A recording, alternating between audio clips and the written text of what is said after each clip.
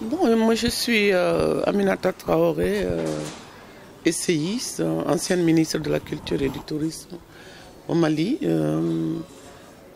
Mon organisation, c'est le Forum pour un autre Mali, qui a vu le jour à la suite du forum, du Forum social africain à Bamako. Et je dirige le centre Amadou Ampateba, qui est un peu le centre névralgique des rencontres, des études et de différentes initiatives de proximité que je mène au Mali. J'ai publié un certain nombre d'essais sur le Mali et l'Afrique dans la mondialisation. Et en ce moment, je travaille bien entendu sur ce qui est arrivé à mon pays, c'est-à-dire la guerre qui lui est aujourd'hui imposée comme stratégie de sortie de crise. Alors que, comme on dit, le ver est dans le fruit. Les fléaux que la communauté internationale prétend combattre sont contenus dans le modèle de développement qui nous est imposé depuis plus de 3 décennies. Donc, pour vous résumer les grandes lignes de ma pensée qui me vaut aujourd'hui d'être persona non grata dans l'espace Schengen, ce sont des idées en réalité qui sont brassées partout aujourd'hui de par le monde, mais je constate tout simplement que on aime bien les Africaines qui récitent les leçons qui leur sont dispensées sur leur société, leur corps et le monde. Et quand on sort du discours convenu, on devient une sorte de paria. Je ne m'attendais pas à ce traitement injuste, mais ça s'explique. Ça en dit long sur le caractère antidémocratique de l'ordre actuel du monde. Je n'en doutais pas du tout, mais je croyais que c'était seulement les dictateurs africains qui avaient peur des idées. Je ne savais pas que la très démocratique France et Europe aussi pouvaient s'en prendre. Et aux femmes du Sud qui essaient de poser un autre regard sur l'état de leur société. Et s'agissant de la crise malienne, je conteste l'idée selon laquelle il y a une crise humanitaire et sécuritaire au nord et une crise politique et institutionnelle au sud. Et ça fait près de 30 ans que je dénonce les conséquences de l'ajustement structurel. Mon premier livre, L'étau, l'Afrique dans un monde sans frontières, rendait compte de l'extrême difficulté pour un État qui aspirait à la démocratie au lendemain de ce qu'on appelait la révolution. C'était un peu notre printemps arabe, il y a 20 ans. Donc nous avons espéré que des dirigeants africains démocratiquement élus allaient avoir les mains libres pour mettre en œuvre des politiques économiques favorables à l'emploi, aux revenus, la stabilité. Et j'ai compris très rapidement que le Fonds monétaire international et la Banque mondiale, qui avaient aidé le régime militaire à mettre en œuvre des politiques impopulaires, que les mêmes institutions de Bretton Woods étaient au chevet de notre pays où nous venions de porter au pouvoir de nouveaux leaders. Donc, on change d'homme, on ne change pas de système. C'est ainsi qu'au fil du temps, et le nombre des chômeurs a explosé. Et on ne créait plus d'emplois. Et la fonction publique licenciait. Et on demandait d'ouvrir notre économie à la compétition avec des pays plus industrialisés, plus puissants. C'est ainsi que nos petites industries, nos propres entreprises publiques qui n'étaient pas compétitives, mais qui avaient le mérite de transformer localement nos produits, toutes ces entreprises ont été sacrifiées sous prétexte que bon, c'était pas comme ça qu'il fallait faire et que l'État n'avait pas à intervenir dans la production et dans la transformation. Donc on a aggravé le chômage. D'un côté, la fonction publique ne devait plus recruter de fonctionnaires.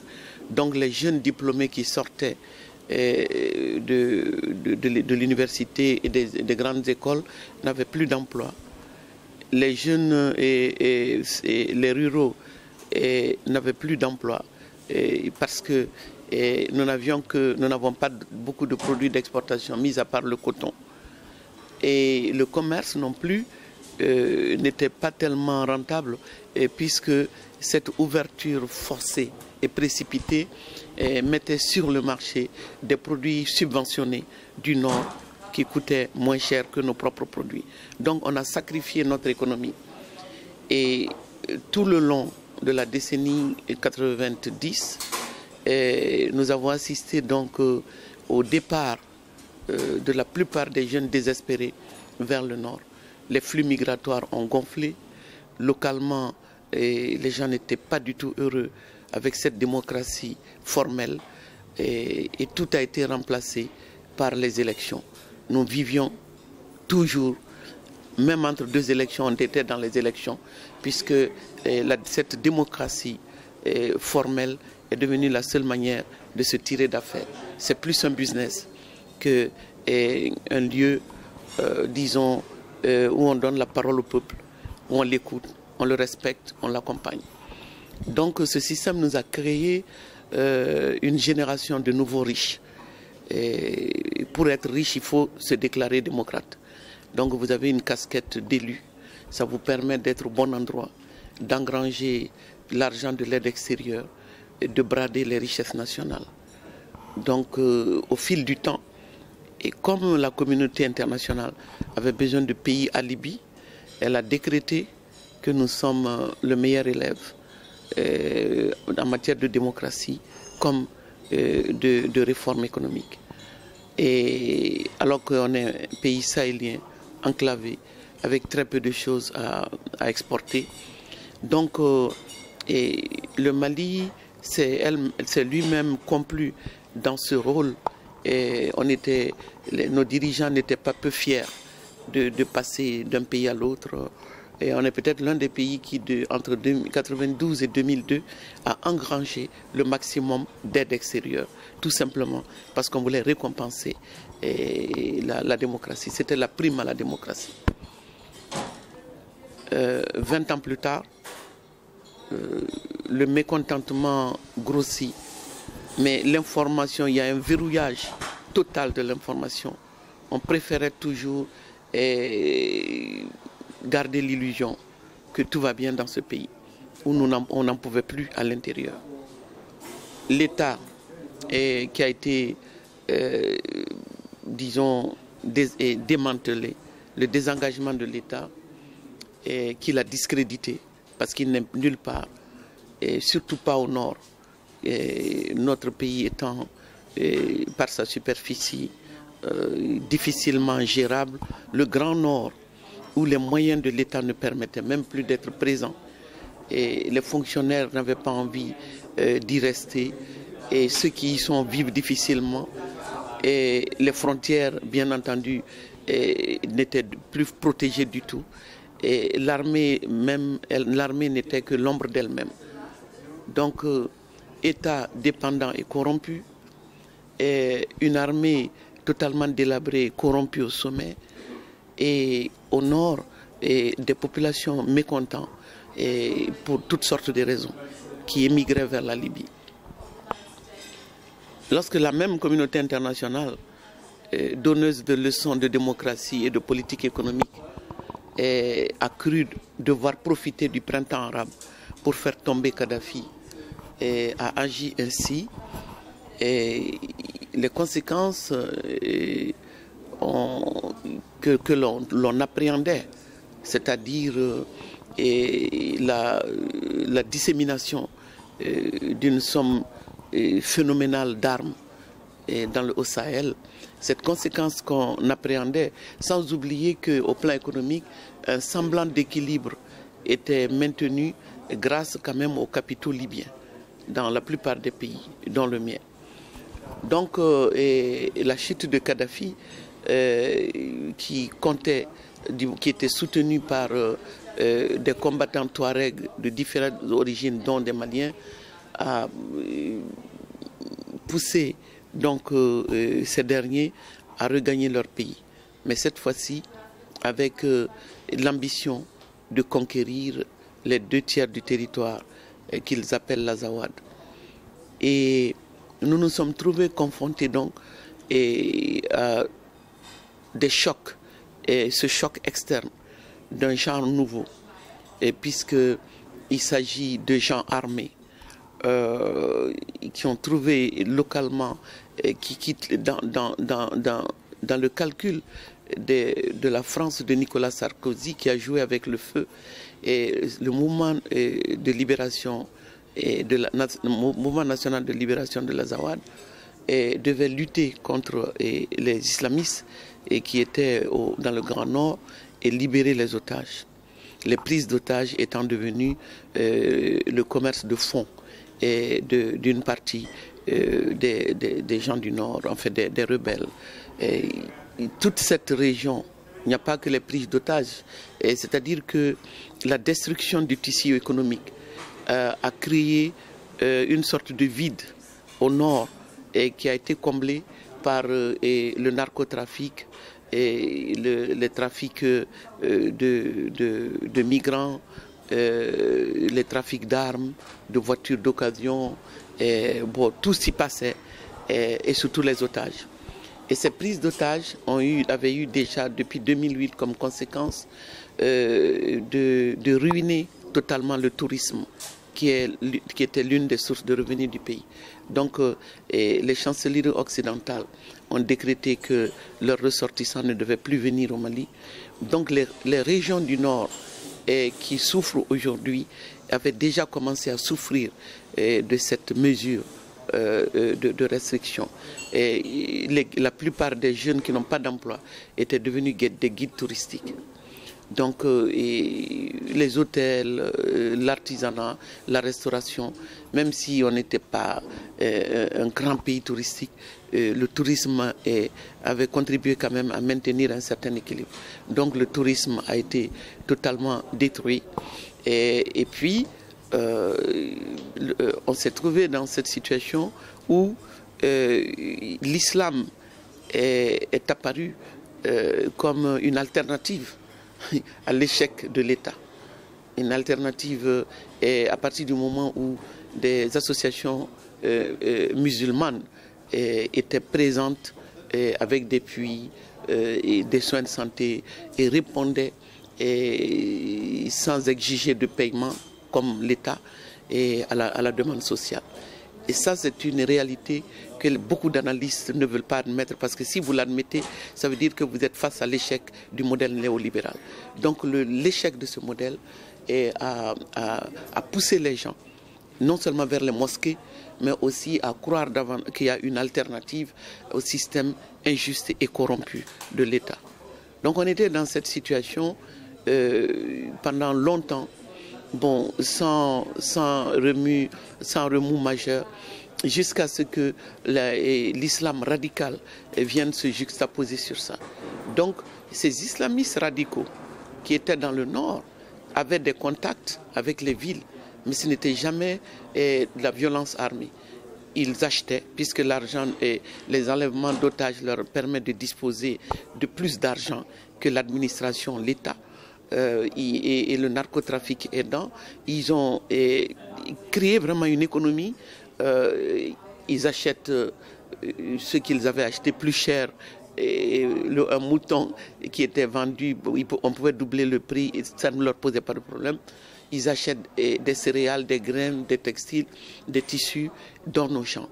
Donc, il y avait une forme de coexistence pacifique et les médias se sont souvent appesantis sur le fait que l'un des chefs d'Al-Qaïda a épousé une fille de Tombouctou. Il y avait des mariages, il y avait déjà des relations, mais ce n'était pas la charia. Et quand le MNLA est venu, le MNLA s'est posé en mouvement laïque et indépendantiste, désireux donc de disposer de ce territoire. Mais le deal qui consistait à combattre les islamistes, au lieu de les combattre, ils ont fait cause commune. Donc les séparatistes et les islamistes ils sont devenus alliés contre l'armée. Et il se trouve que à la faveur des accords précédents de paix, et les rebelles qui sont entrés dans l'armée, qui ne trouvent pas leur compte dans l'armée, n'ont pas de difficulté à passer dans l'autre camp en fonction de qui paye mieux. Donc, mais aussi pour des tas d'autres raisons, et ils n'ont pas confiance en l'État. On entre dans l'armée, qu'on soit malien, noir ou blanc, la plupart du temps on entre dans l'armée pas par vocation, mais parce qu'on veut tout simplement survivre. Donc, l'armée, une armée qui avait faim, qui avait mal, qui était démotivée, n'a pas pu tenir tête, a résisté, mais n'a pas tenu tête pendant longtemps à cette déferlante séparatiste et islamiste. Et l'épisode de Aguelok, où les soldats de l'armée régulière ont été massacrés, il y avait parmi eux des Touaregs, des Arabes, des Noirs, et a été déterminant dans la chute du régime. Parce que beaucoup de gens qui ont, les familles qui ont vu ces images, notamment les femmes, étaient totalement révoltées. Et elles sont allées donc voir le chef de l'État une fois, deux fois, et ensuite les troupes sont sorties pour demander qu'on leur donne les armes ou alors que l'État trouve une solution à leur situation. Et c'est cette mutinerie qui s'est transformée une fois que le régime est tombé. Ils ont déclaré donc le Comité national de redressement de la démocratie. Donc ce coup d'État qui est une conséquence, a été interprété par les Occidentaux comme la cause principale de l'effondrement de l'État et de la présence des islamistes, ce qui est absolument faux. Et l'armée n'a pas tenu. En tombant, l'armée a fait tomber, mais il n'y avait pas une volonté d'accéder au pouvoir par la force. Il ne cherchait pas le pouvoir. Le pouvoir qui ne tenait qu'à un fil est tombé. Mais les Occidentaux n'en ont pas moins fait du coup d'État la cause principale et l'ont sanctionné par et ont imposé des sanctions économiques qui ont aggravé la situation. Je crois que ce que l'on sait, je crois bon nombre de Maliens pourront vous le dire, c'est qu'il n'est pas l'instigateur du coup. Il est instructeur, il fait partie des officiers en qui la troupe avait confiance. Donc ceux qui ont fait le coup l'ont appelé. Ça c'est établi, tout le monde sait qu'il a été sollicité. Il n'était pas donc directement le commanditaire? Non. Ça, je le sais par diverses sources. Il a été sollicité, il a pris le leadership. Et du coup, il a essayé de s'imposer. Bon, je crois que tout ce petit monde-là, les gens ont été... pour moi, c'est des jeunes. C'est des jeunes qui, dans l'armée, ont vécu ce que d'autres vivent en dehors de l'armée dans leur relation à l'État. C'est-à-dire des rapports totalement déséquilibrés entre la minorité à l'échelle, disons, au niveau supérieur, qui s'enrichit au vu et au tu de tous. Donc, leurs conditions, les conditions de vie des soldats, c'est quelque chose d'épouvantable, quand on sait. Non, je pense que pour répondre à votre question, ce nouveau tournant conforte ce que nous avons toujours dit. Ce n'est un secret pour personne, il n'y a pas de débat démocratique dans nos pays. La pensée unique revêt tout son sens chez nous. Il y a le champ politique n'est pas diversifié du tout. Vous avez la quasi-totalité des partis politiques qui revendiquent le modèle néolibéral. Donc ça fait que les élections consistent à apporter au pouvoir un personnel politique qui s'applique dans la mise en œuvre des réformes néolibérales. Donc quand vous êtes conciliant, quand vous êtes soumis au capitalisme dans son expression actuelle, mondialisée et financiarisée, vous êtes, disons, un relais du système. Et ce n'est plus comme avant le capitalisme français, anglais et national qui essaie d'opérer seul, mais les puissances occidentales depuis la chute du mur de Berlin coalisent dans la marchandisation du monde. Donc le monde est censé être un seul monde, mais un immense marché dont il contrôle les rouages. Donc pour contrôler les rouages, il faut, concernant nos régions, au nord, on essaie de payer le moins possible le salaire du travailleur. On veut faire du profit sur le dos des travailleurs. Et au sud, on veut faire du profit, le maximum de profit sur le dos des peuples du sud en faisant main basse sur leurs matières premières. Mais cette violence n'est possible que la diplomatie normale ne peut pas parvenir à ce résultat. Donc c'est ce que la France appelle la diplomatie économique offensive. Donc c'est cette diplomatie économique offensive qui est à l'œuvre aujourd'hui, et quand c'est nécessaire, ça devient une diplomatie de la canonnière, comme en Côte d'Ivoire, en Libye et aujourd'hui au Mali. Donc il faut recourir à l'armée, il faut une présence militaire. Une présence militaire pour combattre ceux qui peuvent constituer une menace pour ses intérêts. Et aujourd'hui, l'Occident a deux menaces au Sahel. Et ce qui est explicite et combattu ouvertement, ce sont les gens d'Al-Qaïda. Al-Qaïda a parfaitement compris, voit que c'est que le talon d'Achille du système, ce sont les ressources naturelles. Donc ces terroristes vont là où ces ressources naturelles, on l'a vu dans le cas de l'Algérie, ils peuvent porter atteinte aux intérêts dominants. Et donc ils vont mettre, comme de l'horreur, les peuples et les États concernés dans la lutte, dans la protection de leurs propres intérêts, en nous demandant d'entrer dans la lutte contre le terrorisme. Et ça, c'est ce qu'on voit. Mais l'autre lutte, c'est contre la Chine et les émergents. Parce que la concurrence fait que la Chine, par exemple, ne fait pas des élections une exigence. Donc, ils n'ont pas l'arrogance des Occidentaux qui veulent vous démocratiser d'abord avant de vous piller. Alors, les Chinois viennent, négocient. Si vous négociez bien, c'est tant mieux. Si vous négociez mal, c'est tant pis pour vous.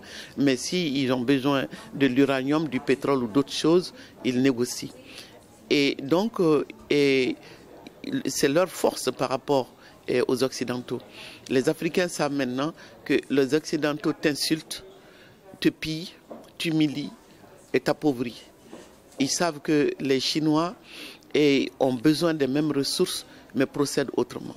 Donc aujourd'hui, si les Occidentaux parviennent à avoir une présence militaire sur le terrain, à créer une situation et à porter au pouvoir des dirigeants démocratiquement élus, ces dirigeants vont certainement faire leur politique et défendre le territoire.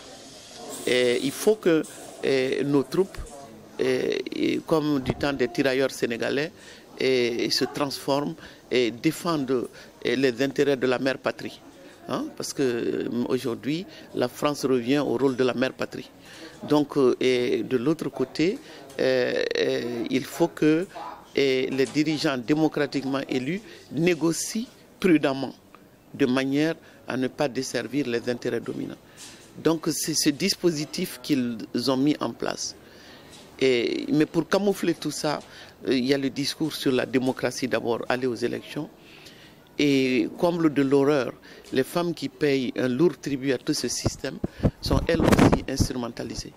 Parce qu'il y a un problème réel avec les islamistes, bien entendu, qui ont leur propre projet de société et qui donnent ce statut à la femme qui est d'abord un être qui reste à l'intérieur, qui doit s'habiller de certaines manières, qu'ils prétendent protéger à leur manière, mais des relations de domination réelle, mais ça tourne dans la violence en temps de guerre, c'est-à-dire les viols et tout ce qu'on a vu, les mains coupées et la lapidation. Tout ça, c'est une réalité. Mais ces réalités, moi, ma thèse, c'est que nous avons toutes les raisons de nous indigner et de combattre cela au nom de l'islam. Mais la question que je me pose, est-ce que ces gens se seraient trouvés à Kidal, Gao et Tombouctou, où ils pratiquent ces viols, ces atrocités, si les Occidentaux qui en avaient les moyens avaient détruit les armes qui ont fait leur supériorité militaire sur notre armée? On ne peut pas me demander de tenir compte du fait qu'ils sont à Kona. S'ils n'étaient pas arrivés si à Kona ils n'étaient pas venus, les islamistes seraient à Bamako. Je suis d'accord. Mais est-ce qu'on n'a pas laissé cette situation s'installer, créer l'indignation, justifier l'intervention? C'est la question que je me pose. Non, en tout cas, même si nous étions pauvres, nous sommes 15 millions d'habitants pour un sol suffisamment riche qui, s'il était mieux exploité, pourrait nous mettre totalement à l'abri de la nécessité. Donc la question n'est pas la pauvreté. La question, c'est la paupérisation, et le pillage et l'humiliation. Vous mettre dans la tête que vous êtes pauvre. Parce que ces richesses, les modalités de mise en œuvre de ces richesses font que vous dépendez de leurs capitaux et de leurs technologies. Donc cette dépendance financière, monétaire, technologique ne vous permet pas de mettre en valeur vos propres ressources. Et parce que vous êtes entré dans un modèle économique qui fonctionne avec ces ressources naturelles-là. Donc, le problème n'est pas la pauvreté, c'est un faux débat. Et la question de l'armée, moi je suis anti-militariste, anti-intervention. Vraiment, je ne me fais pas du tout de soucis parce qu'on n'a pas d'armée. On n'a qu'à supprimer toutes les armées. On a qu'à mettre l'argent qui sert à tuer les gens dans la vie, qu'on permette aux gens de vivre. Même les militaires qui se font tuer n'ont pas envie de mourir. Donc moi, je ne veux pas laisser les gens chatouiller mon orgueil en disant que tout le monde dit on n'a pas d'armée digne de ce nom. So what? Et ça veut dire quoi, armée digne de... Quel est le pays africain qui peut prétendre aujourd'hui avoir une armée digne de nom de manière à tenir tête à l'OTAN, si l'OTAN essaie un jour de vous battre? Kadhafi a cru qu'il allait pouvoir tenir. Aujourd'hui, la Syrie croit pouvoir tenir. Avec tout l'argent du monde, le Mali ne pourra pas être comme la Libye de Kadhafi. Donc, ils sont en train de nous distraire, de nous pousser à mettre les ressources qui auraient pu nous permettre de nous en sortir, mettre ces ressources-là à la disposition des marchands d'armes. Donc, nous allons nous endetter. Le cycle de l'endettement, c'est ça mon souci. Nous allons nous endetter de nouveau, ajouter à la dépendance, les amener encore à nous contrôler.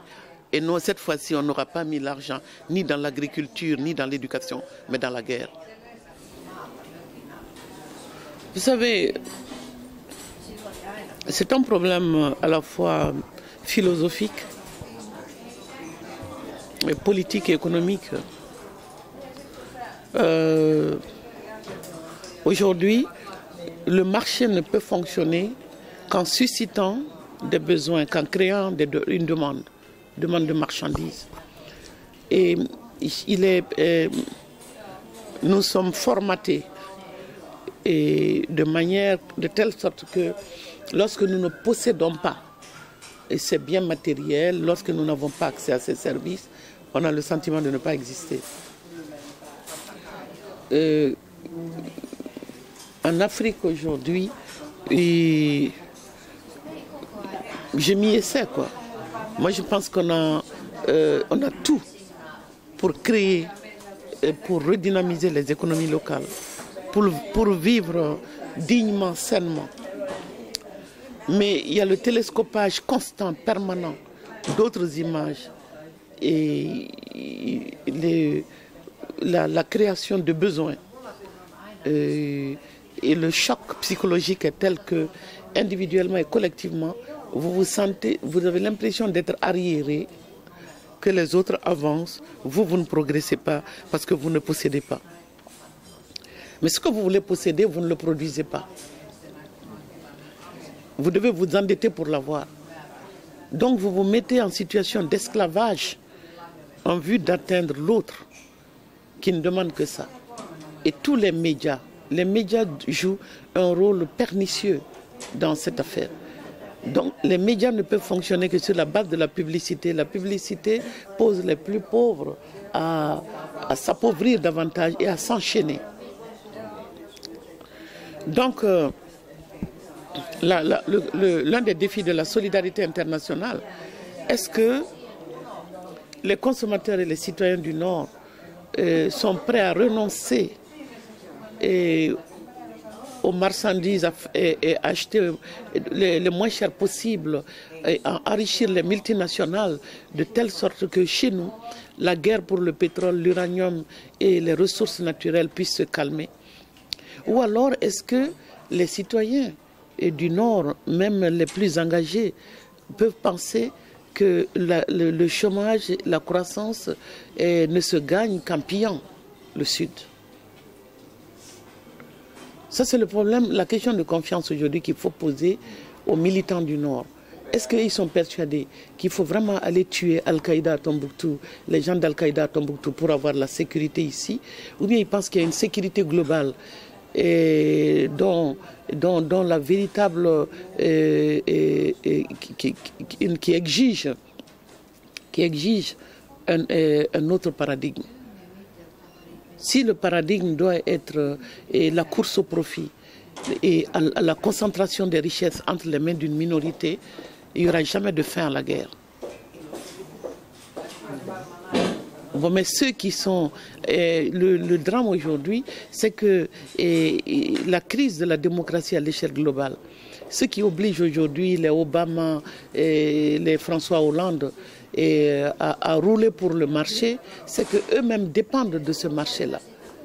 Si François Hollande avait voulu tenir ses promesses de campagne, il n'aurait pas fait, il serait encore en mauvaise position. Mais en trahissant ses promesses de campagne, il a des difficultés. C'est ça le dilemme.